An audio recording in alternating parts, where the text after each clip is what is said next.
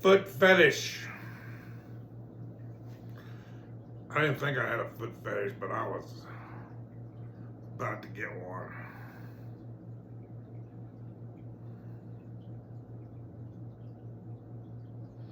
The feet put together, a woman's feet put together, look like a yoni. Look like a vagina. And I think they are really fun to fuck.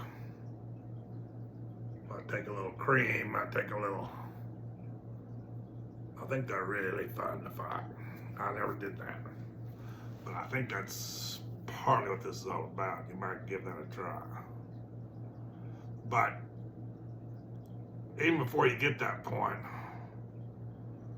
feet are very sensitive, you know. Oh my God, they're just like a lot of pleasure.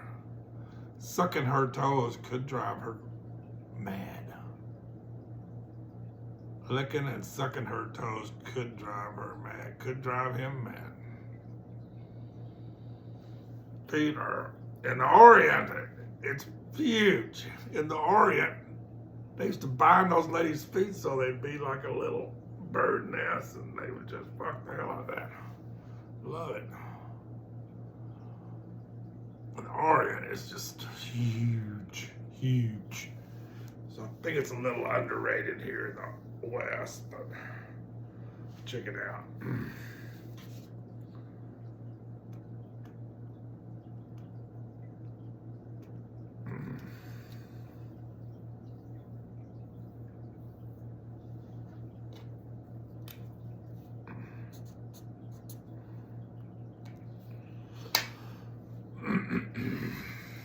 You can pop those tits too.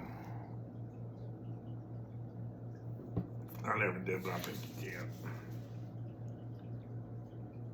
I've seen it done.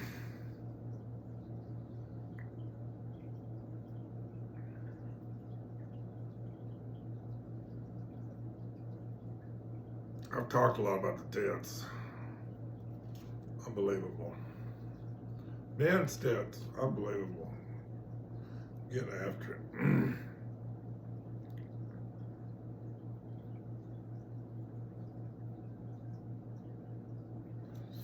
So I don't know, I've written about a little bit, I've talked about a little bit about, there's two kind of energetic things.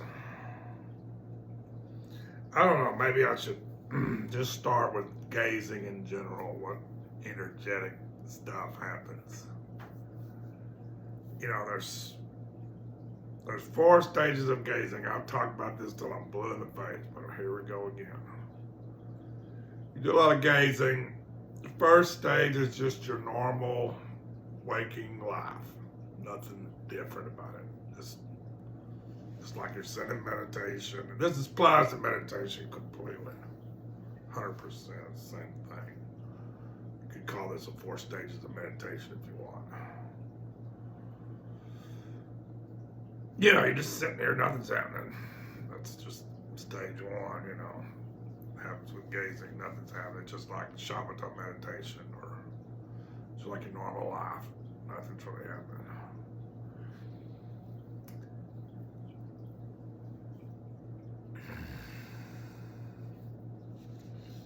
You know, everybody's different in gazing. There's no way you can say this is how it is for you in gazing. You gaze and then that's how it is for you. Whatever happens is how it is for you. But there's going to be a stage 2. You're going to experience a stage 2. Stage 2 is just like, it's like you entered into a dream world. This world is really a dream world. Stage 2 is more real than stage 1. Stage 1, in a certain way of looking at things, I mean, we believe in the union of appearance and emptiness. So everything is, usually we're a little too unbalanced one way or the other. Some people get a little too unbalanced in emptiness that are not grounded in appearance. They fall down because they're unbalanced. You gotta become like a master of emptiness while never ever wavering from You're being grounded in appearance. You gotta go to Mars, and yet at the same time you're sitting in your living room. That's the deal. That's called enlightenment. When you understand how fucking empty everything is, nothing is real, everything's like a dream, and yet you're ready to participate in the dream as if it's real without any problems. No problems whatsoever. That's the relative truth and the absolute truth. And they are a union. And your job is to stop being stupid about that. Stop being so damn dumb about that. Stop pretending like the absolute truth is not crawling through the windows and doors every second. And you can just hide by clinging to relative truth. That ain't it. That ain't it. But you can't just fucking drop LSD and go off the deep end either. That ain't it either. But you start gazing and it's like dropping LSD, but you just don't go off the deep end. Although you're going to think you're going off the deep end sometimes. And here's the remedy. You stop taking the LSD of gazing and you'll be fine. Just stop gazing. When things get hit weird, you'll be fine. You'll go back to normal. So, we like to say, do not hit the high wall of insanity. Do not start fooling around with this powerful stuff and then just think it should be spinning and spinning and spinning until we crash. No, that's not it. When you start feeling like you might be crashing, then you stop gazing. You go back to Shamatha. There's Shamatha, there's Vipayssana. Vipayssana is all the crazy shit. All the emptiness part. That's Vipayssana. Everything to do with emptiness. Everything to do with letting go. Everything to do with surrender.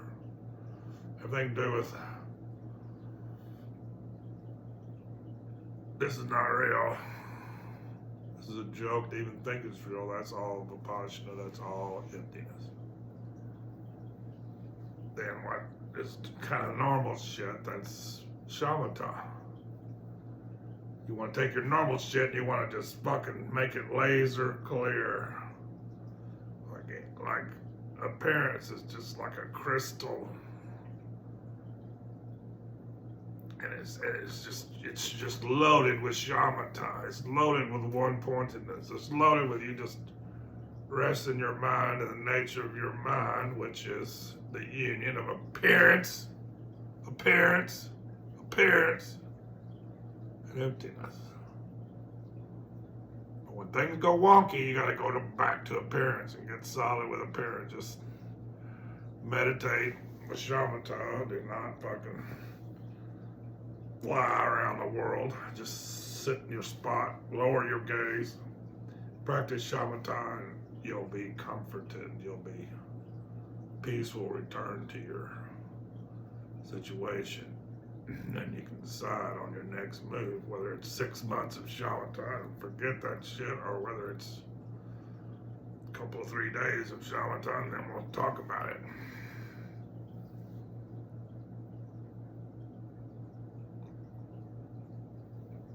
So we alternate Shamatha and Vipayssana. If you just do Shamatha, it's fucking pointless. It is the most pointless thing imaginable. What is the point of Shamatha? Create peace, which you just use up, and then create it again, use it up again, create it again, use it up again. Never do anything really useful. What you do is you create peace, you use it to practice a little Vipayssana, you gaze a little, and you discover that this world is a little different than you thought. You let go of primitive beliefs about reality. You let emptiness shine, or whatever it's going to do. I suppose the appearance shines in emptiness.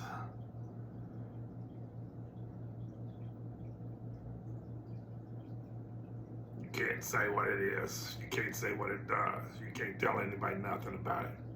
You can't explain it to anybody. You can get smart about it. You can develop this knowing quality. Yes, I know emptiness is everywhere, dripping off the walls. The tone, the tone, the tone, the tone, the tone, the tone, the tone, the tone is emptiness. I understand the tone is emptiness. I forgot that. I got off the path. I became ignorant of everything. But now I'm getting unignorant of everything. And I understand the tone is emptiness. And it is a union with the brilliance of the appearance. These two things are a oneness. And my knowingness of it is all there is. There's nothing else. The only thing else that could possibly be was to be ignorant of that shit, and then you suffer. Then you don't know what to do. Then you're fucked. Then you throw away everything that's worth anything, and you grab onto shit that's worth nothing. And you spend thousands of lifetimes doing that.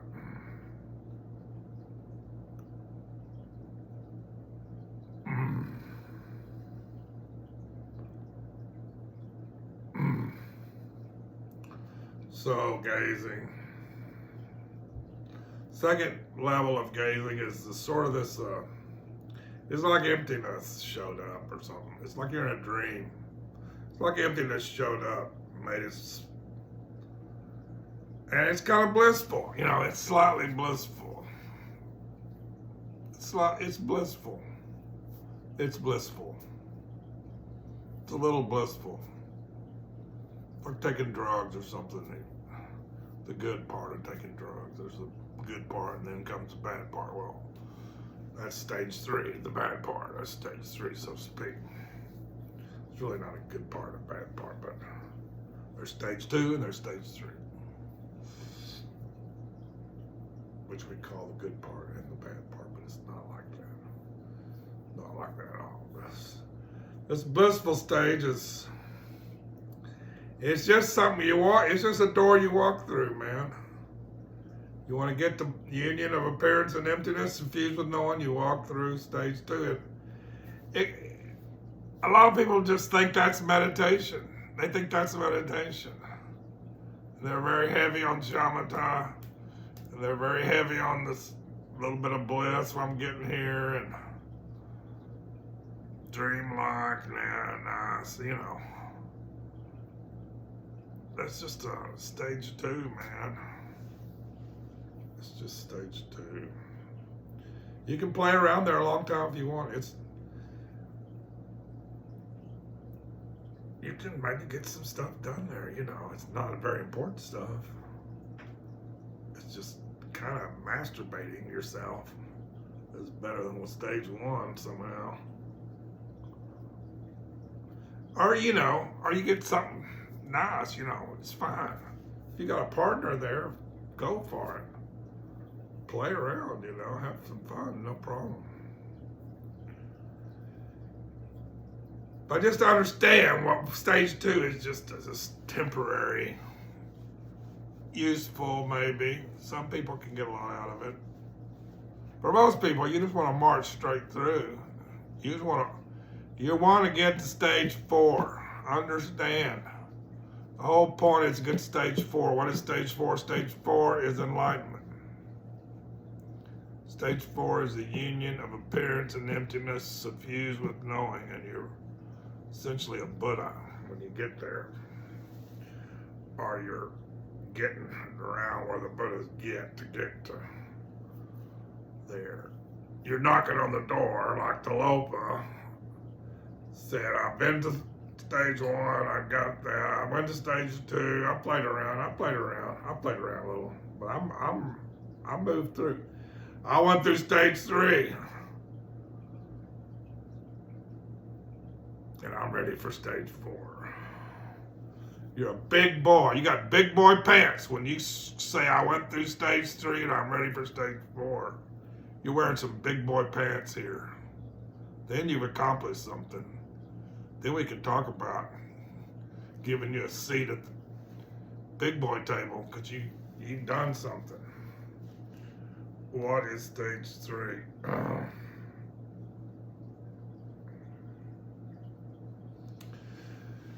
Stage 3 is when fear goes toward you. You've done your job. Hang out in stage 1, familiarize yourself. You've done your job. Practice some shamatha, practice some one-pointedness. Do your gazing in a kind of shamatha way, and you go through a portal. At stage 2, it's kind of a portal to stage 3, really. We ain't talking about stage 4 at all, but we are talking about a portal to stage 3.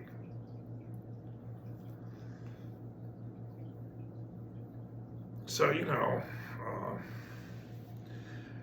all the danger shit is because what happens in stage 3 is dangerous. Stage 3 is dangerous. It doesn't need to be dangerous. I mean, I guess for people with trauma, you better watch out. You're liable to lose your marbles here. People without trauma, you better watch out. You're liable to lose your marbles here. You can lose your marbles here. If you just push, and you find this high wall of insanity, and you decide to push some more, you're in trouble. If you learn to back down once you get to the high wall of insanity, and let's think about this. Let's talk about this. Let's go back to shamatha. It's always time to come back to shamatha. No matter what happens to you, I don't care who you are, there's a time to come back to shamatha. That's how you get to be a Buddha, is when you learn that. You learn that, and you're on your way. Oops, I'm a little out here. I need to come back to shamatha. I'm lost. I don't know what I'm doing. Back to shamatha. I'm scared. I don't know what I'm doing. Essentially, it's back to shamatha, except maybe you put on your big boy pants and you just look at the fear a little bit. But that is a shamatha stroke of genius. To just stop and look at the fear. Face the fear. I'm probably going to run back to shamatha here. That's a smart move, but it's always time to go back to shamatha. That's always a smart move. It's just an alternating thing. You're never going to get around that I just head off in Vipayssana and go to the moon. No. You go as far as you've ever been, maybe, but then you come back to shamatha. You don't go all the way. You never go all the way. You just come back to shamatha and you're flying like you never flew before, but you're back to shamatha. You're getting everything on an even basis again. You're connected back to relative truth. We're all on the same page here. Nobody's gone insane.